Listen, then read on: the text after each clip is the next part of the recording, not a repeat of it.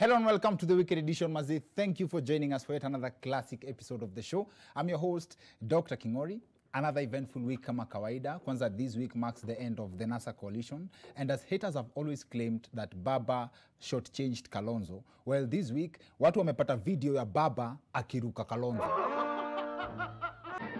Now, there are very many interpretations to that. Was it deliberate? Could it have been because of Kalonzo's body language? Because ukiangalia video vizuri, it seemed like Kalonzo is having a handshake with himself. Now, anakaa amejisalimia, by the way. This also marks the week where the former vice president launched his command center to complement the announcement of his presidential bid. The launch of the command center is a very strategic move, if you ask me. Because I'm thinking, that way, as per win, he will still be a commander-in-chief. I'm a head of a command center anaitwa nani? Now, I'm talking of winning. Shout out to the team that represented Kenya at the Tokyo Olympics. Kwanza, this peak of the GOAT, the greatest of all time, Eliud Kipchoge's victory lap, has gone viral. Watu wanauliza, kwani number 2 wake alikuwa wapi? Interesting observation though. Kipchoge is not the first man from Eldoret to be in a race where nobody can see the running mate. Kipchoge remains the track king, but when it comes, it remains the track king as far as marathons are concerned, and that I think is a record that probably will never be broken. And I've had people asking why Africans don't shine in short races. Well, I think it's genetic. Africans don't do short terms. And these are just a few examples of those who have won. In fact, one of Kenya's favorite runners has been running since 1997, and he still looks energetic. But then again, where is this stereotype of Africans shining only in, Africans are not shining in short races coming from? Our guest for this episode is the fastest man in Africa. Champion wa one of the closest legends tumekuwa nao kwa hiyo short races, 100 meters. And he's one of the Kenyans who represented the country in Tokyo. And the time difference between the duration it took him to complete the 100 meters men's race and Usain Bolt's record is a mere 0.5 seconds. Imagine that. To tell us more about the Tokyo experience and the feeling of defeating Johan Blake, Ferdinand Omanyala is in the house. Asante. Hapo sawa maze, we'll be talking to him in a bit. But first, there's this story that has been doing rounds on the interwebs about police officers looking for some boda rider who siphoned fuel from a police vehicle. That right there, Kwanza, is a new concept. The difference between a petrol station and a patrol station. Now, I don't even think this story is true. And I think this is just one of those ways people make up stuff ndio waharibie watu Anduthi jina. And I can give 2 solid reasons why I don't think mtu Anduthi alisiphon mafuta kwa gari ya polisi. 1, gari ya polisi hainanga mafuta. Number 2, Nduthi haitumiangi mafuta. Why do you think if Anduthi guy scratched your vehicle or caused an incident kwa barabara, ndio wao wenda mbio kabisa? It's because Nduthi huendeshwa na kelele. Hiyo kunguruma ya Nduthi ni basic. So ukiongeza na we simama, inaingia 180. And this would also explain why the more noisier a motorbike is, the faster it is.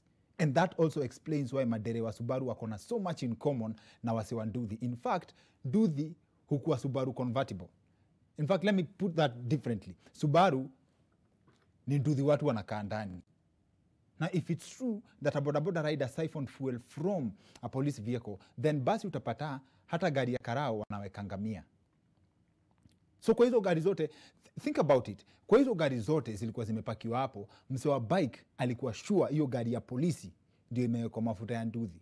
In which case it would explain why mara mob makarao wakishika mtu hawakufikishangi station. It's not corruption.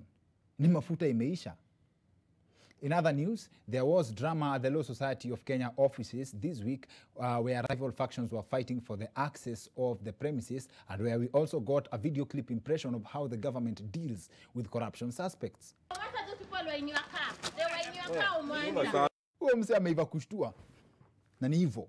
Our reporter Kenyanju is compiling a report on the incident, and we shall air it in a coming episode.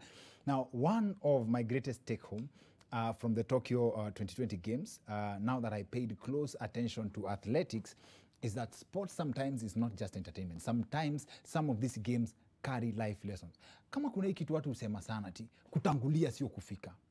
Check out this video from the games and see how it applies in context.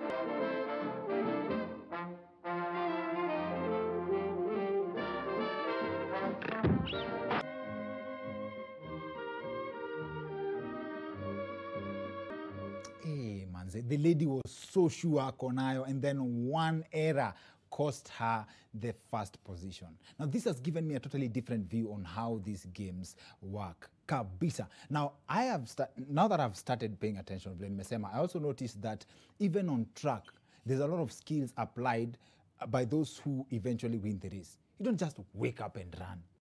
Now, I have vibed with the fastest man in Africa and Mbio iko na mambo mob sana. How does he even feel now that the difference between him and Usain Bolt, world champion wa 100 meters, is 0.5 seconds? How does he feel? How much money does an athlete make for any medal?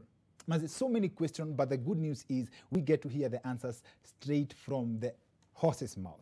Ferdinand Omanyala joins us on the other end of this short commercial break. See you guys in a bit.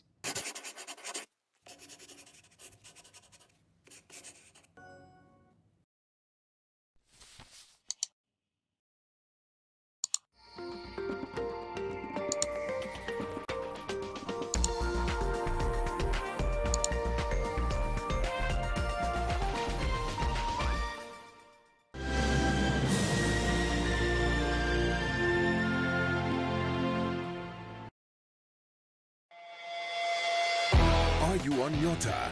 Pata channel sita zaidi when you pay for more than 1 month on Nyota Bouquet. Enjoy more entertainment on Nyota.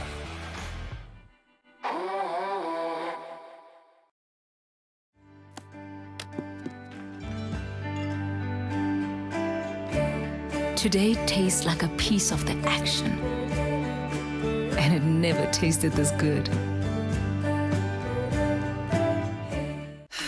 Why do we do it?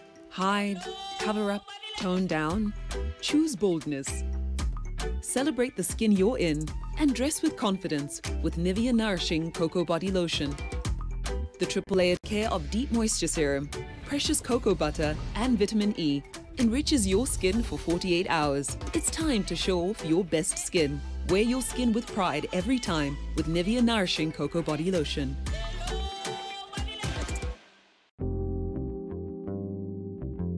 I'm a teacher by training. I'm an associate professor, so I emphasize a lot in giving knowledge. So I started using Exuviance in 1998 when I was still doing my research and teaching at the universities in Denmark.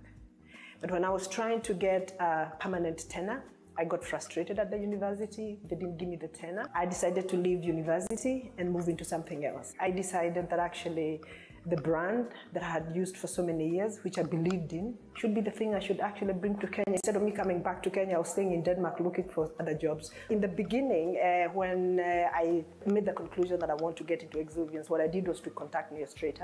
And then, of course, they didn't accept. I sent them an email, they didn't reply. I sent them another email, they didn't reply. So what I did was actually to contact my friends in Copenhagen who are distributors of Exuviance.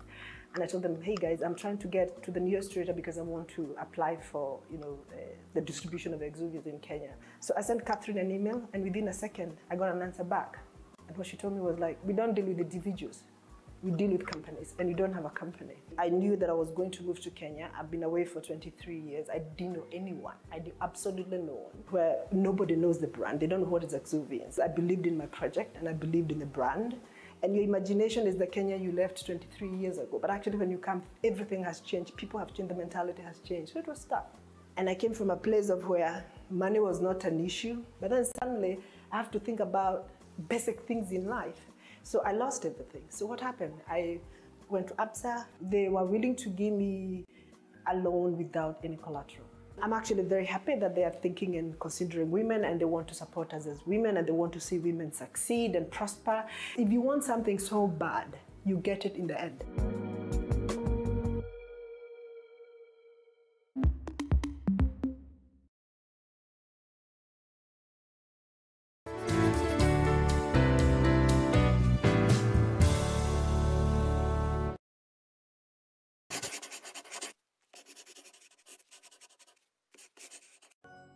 Welcome back to the weekend edition. I'm Dr. Kingori Mazesho ya leo hata sitaleta kierere mob. Our guest for this episode is Kenya's sprint king. Hata sitasema arguably he's Kenya's sprint king. Ferdinand Omanyala is in the house. Asante maze.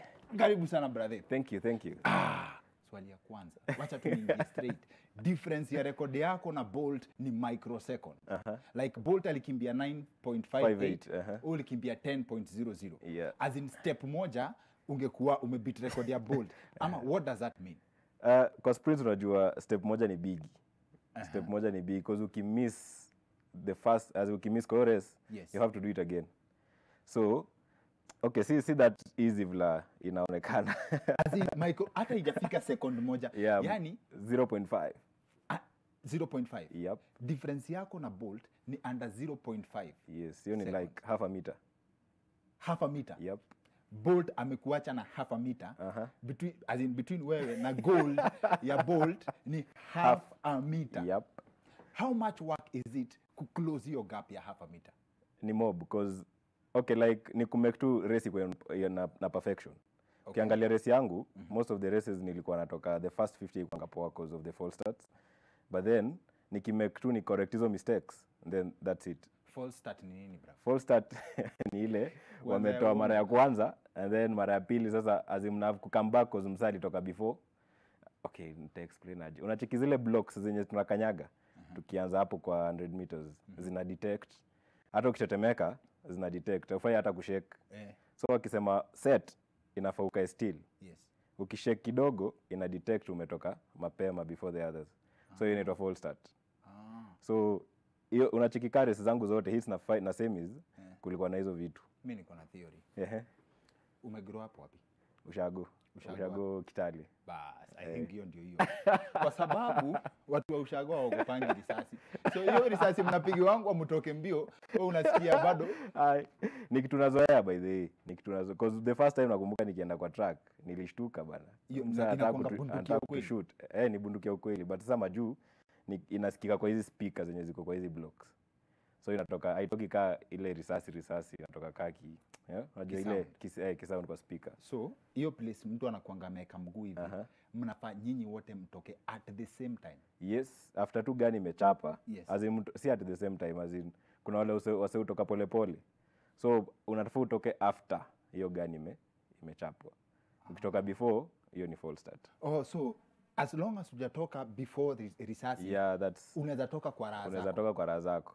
Unaweza ngoja watu waende 5 meters na utoke. Ulifilaje as in Olympic gold yako na record ya Bolt ni half a meter. Like ungepiga mguu yako hata mara mbili. Ningekuwa naye. Naweza sema nilifeel poa but ni progress. Unacheki. So kila kitu ni progress. Siwezi sema ati nitakimbia world record next season ama ni progress. Yes. So sasa nimekimbia 10:00. Nitatry ni cut next race yangu nikimbia 9.99. Nikimbia 98, 97, 96 alafu. Thank you. Yeah. Na hiyo kucut, what's the process of cutting? Ati yeye ni aje nataka kubreak hii record ni how much work is it ku reduce hizo microseconds? Kutry tu kila race kwenda perfection because unacheki tukienda training, Yes. si ufanye hizi vitu kwa training. So kwa training inakuanga perfect because there's no pressure, unafanya as in uko easy. But so ukifika kwa race unacheki hiyo pressure ikianza kukam in, unajipata umeanza kufanya two mistakes. Unajua 100 meters ni microseconds. So mistakes kidogo na make ina affect ina cost hiyo time ya. Na ukitrain the record yako time yenye umejipitia ukitrain ndio ufike kwa track useme mambo ni tofauti juu ya pressure ni ngapi? Kwa training atufanyia 100 meters it's different. How different? Training unafanya 60 meters, hiyo ni kutafuta speed. 80 meters ni kutafuta speed endurance. 120 meters pia ni speed endurance.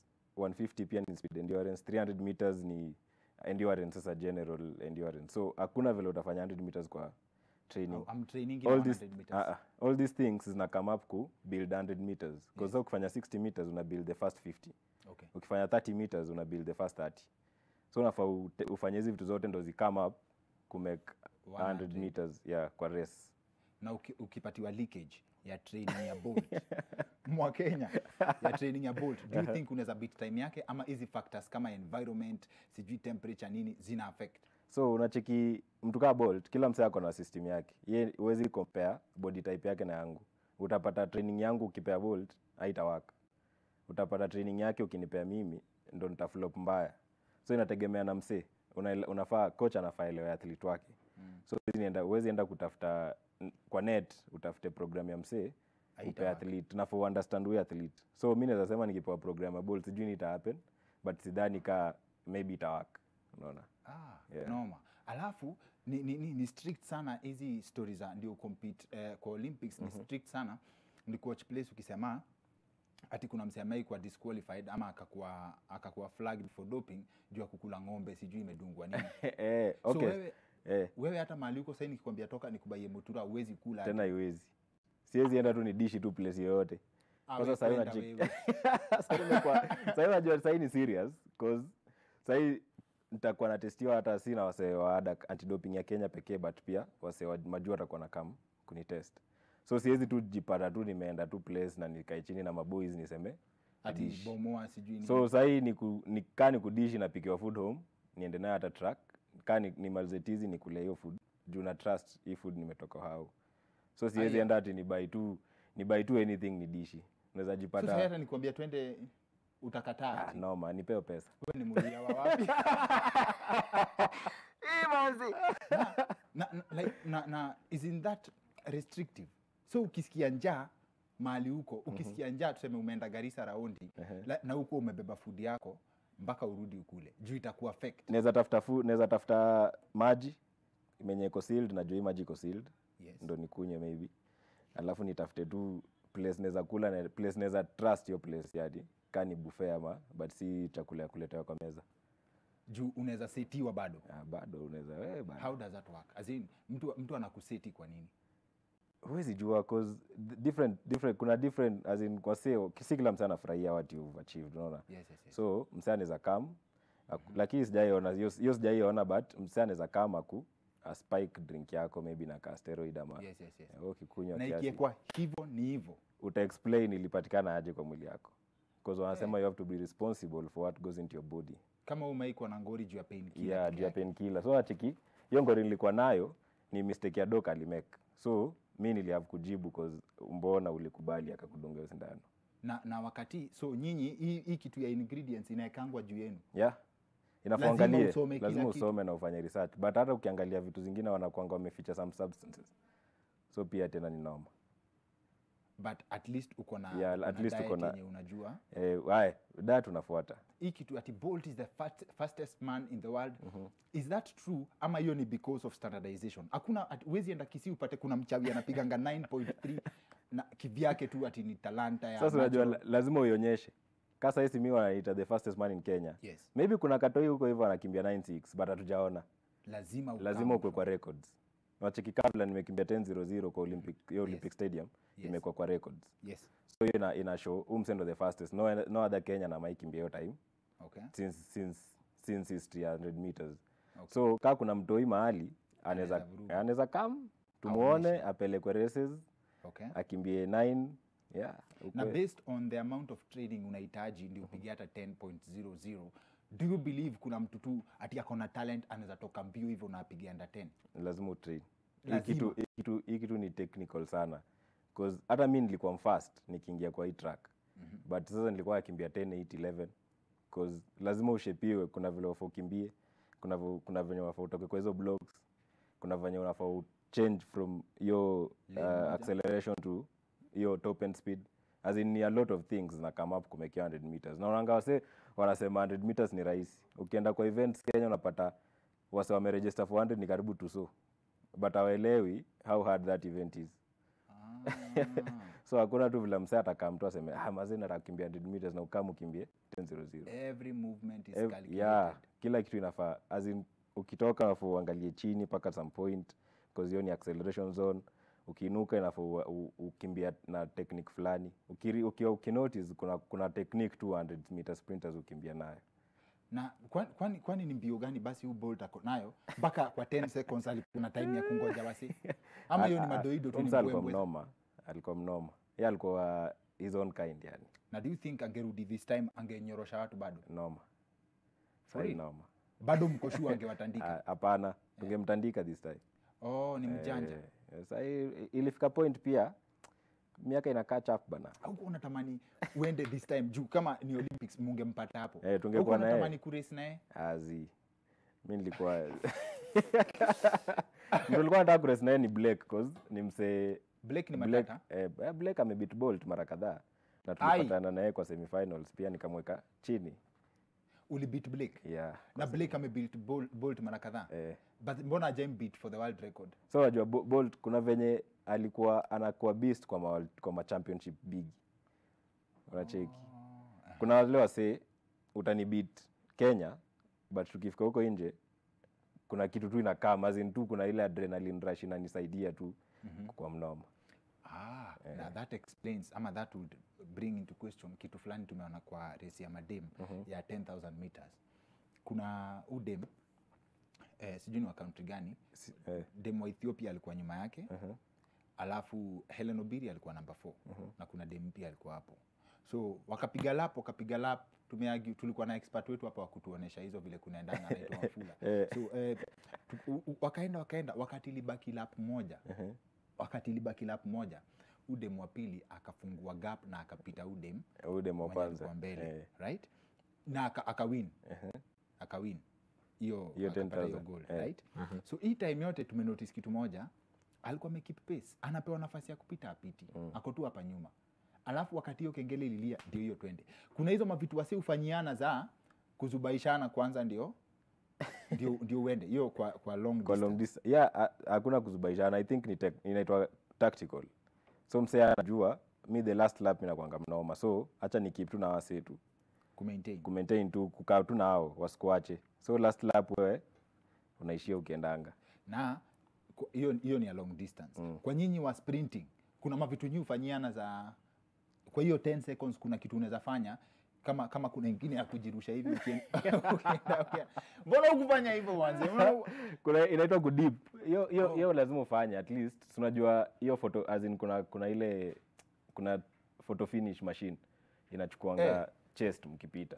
So kifua yako ndio ukipita hivi ina stop. So that's why unaona wase lazima ujirushe. Udip, si kujirusha una dip. Sometimes wase udive. Na ukidive inahesabiwa? Si ndio ukiwin udive win si umewin. Hiyo ndio tizi unafaa upige. Atupige tizi ya kudive. Hiyo ndio tizi ndio napiga. Mimi najuanga tu hiyo nini ya kwanza the first 90 meters. Napiganga tu tizi ya 90 meters ya kwanza. Alafu nikifika 90 meters na fly. Hawezi kuwa disqualified. Hawezi kuwa disqualified by me in a waste time unacheki. Ukifika 90 meters unaanza kufikiria ni dive ama nikimbie tu. Ni dive. Unapiga tizi specifically ya mimi ukimbia 90. Nikifika 90 ni 20. Unapita wase wengine. Basi wadau twende. Mimi naweza piga tizi ya hiyo. Ya kudive. But mbona unasema ni waste time? Hiyo time unacheki hata ile part ya wanasema ukianza kudip mapema ina waste time because unacheki ina reduce mguu zako zinaanza. Unajua si ukimbia tukiinua miguu. Una raise your knees high. Azini mnainua miguu hivi. Yeah. Amkimbiangi hivi kama sisi yani. Si ile ya mtatu toka tu mbio kuna tu technique hapo kwa. So si ukimbia tukilift our knees. So ukifika kwa 90 meters uanze kudip mapema ina affect time yako. Kwa sasa knees zina drop. So the same way utakuja uanze kudive ita affect time yako. Yeah. Na ile power new kwa nayo ya twende kuna bio fulani ndio ukiwa South Africa mazi unaenda kama bata mzinga. Hii mazizi ni gani hizi? So ndio ukwe na hiyo power yote, right? How does this compare kwa sprinting na ukiamua twende na Kipchoge hii pole tu. Pole. Difference ni gani? So unajua kila mtu kuna fast twitch muscles na slow twitch muscles. Kipchoge ako na slow twitch muscles mob. Sasa ukisema Kipchoge hapa na mimi 100 nitamwacha na karibu 50 meters. Na umpige gap serious. Mbaya. Lakini tukisema niweke hapa na Kipchoge 22 hours. Buda after 1 hata sitafika 30 minutes. Hapa nimebeat mbaya. Mimi stand kucorrectiwa. Unajua kwa hii 100 Kipchoge hata kuona. Unaenda unapumzika kidogo unamngoja anakuja. Twende. But sasa nitafanya ngapi? Because nitafanya maybe maximum nitafanya ni 10. After 10 mimi nimecrack mbaya. But sasa yako tu hapa. Twende pole. Pole tu akuja nipite. In fact, kwanza niliona article fulani nasema Bolt. Walikuwa wasewa kuresearch facts, walikuwa nasema ati Bolt hajawahi kimbia 1 mile in his life. Yeah. Sprinters ni the same. Mimi sijawahi kimbia, mimi ukimbia 400 meters lakini banze mimi vangambut hapo last 100 meters. Wewe ukimbia 200 meters ama? Mimi ukimbia 2 na 1. 2 na 1. But sasa nikipelekwa 400 unaona moto. Ni noma. Unasikia ni kama miguu zinawaka moto. So the same way tu, ni the same way tu na kila sprinter. Sprinters ukipelekwa long distance, utasikia kitu. Na hizi slow twitch muscles zenye unasema ni vile umetrain muscles zako ama? I think ni okay, kila msee anazaliwa na the same I think kila msee as in wale wa long distance wako na more of slow twitch muscles. But sasa their muscles zimedesigniwa kuhold your speed yao for a longer period. Yes. Mtu kama mimi nitachapa speed ya high alafu ni short. Aya, sawa. Hiyo ime explain vitu mingi sana. Sema kama ukienda upate gold, how much does it mean in terms of money? Wewe unge break record ya Bolt like, Olympics sasa hiyo 0.5 yani ungepiga tu an extra 0.5 how much would that mean to you as far as kuomoka is concerned? So unacheki Olympics haina prize money mob, so I don't think iko na prize money, but the fame na the value yenye nakupea, the companies that will come to endorse you, that will count. Because unapata kuna countries zinalipa around 30 million for that gold medal, but Olympic IOC haikupei do. Hao wamekujengea jina, wamekuboost for the next 4 years, utakuwa unakimbia any race you want in the world. Ukitaka kwenda Diamond League, ni call tu na make tu, hata kama lens zimejaa 8 watatoa msemo mmoja wa kupay your chance. Walai. Yeah, so ni reputation umebuild. So I think sitting with you here has taught me another definition of time is money. Yes. Like the difference between you and at a 30 million instant cash pay 0.5 seconds. Yeah. Hey, manze Fadi, it's a pleasure kuvibe na wewe. Asante sana. Thanks, na appreciate. All the best. Na I hope ukisha win gold tutaweza kukufikia ukamkuambia vile umebreak hiyo jana. Nitakuwa napatikana. Asante sana. Yeah. Thank you sana. Asante. Asante sana. That's it for the weekend edition. See you next week. My name is Dr. King.